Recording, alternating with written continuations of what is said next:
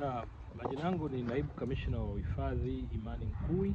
Ninafanya kazi Wizara ya Maliasili na Utalii katika kitengo cha utafiti na mafunzo chini ya Wizara ya Maliasili na Utalii. Leo tumetembelea chuo cha mafunzo ya viwanda vya misitu.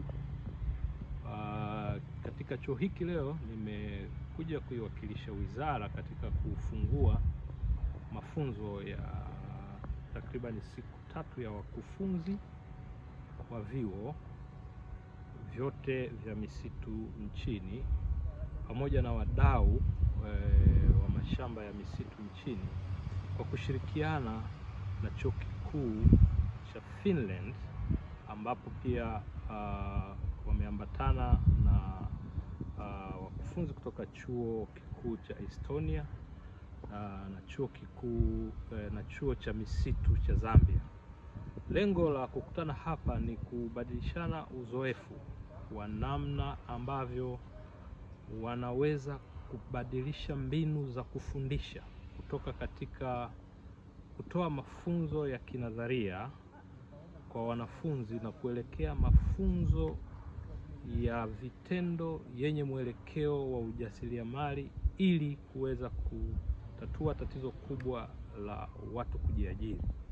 Kama mnavyofahamu, nchi yetu ya Tanzania hivi karibuni Mheshimiwa Rais amezindua rasmi Dira ya Taifa ya Maendeleo. Na katika Dira ya Taifa ya Maendeleo mtakumbuka kwamba moja ya maeneo muhimu yaliyopo katika Dira ya Maendeleo ni pamoja na kukuza uchumi wa nchi ambao unalenga kutoa fursa mbalimbali za ajira, lakini na kujenga uwezo wa watu kujiajiri kwa maana ya kuwajengea uwezo wa skills.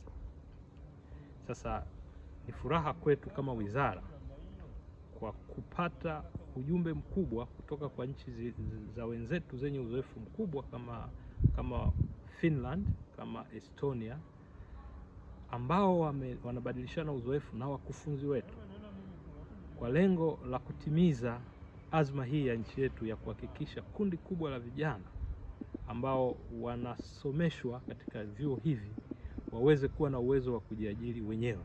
Na nyinyi mnafahamu nchi yetu ya Tanzania katika idadi ya watu vijana wanatengeneza idadi kubwa ya takriban 64% ya Watanzania. Lakini sambamba na vision, sambamba na dira ya taifa, pia mtakumbuka mwaka huu pia nchi yetu ilizindua sera ya elimu na mafunzo.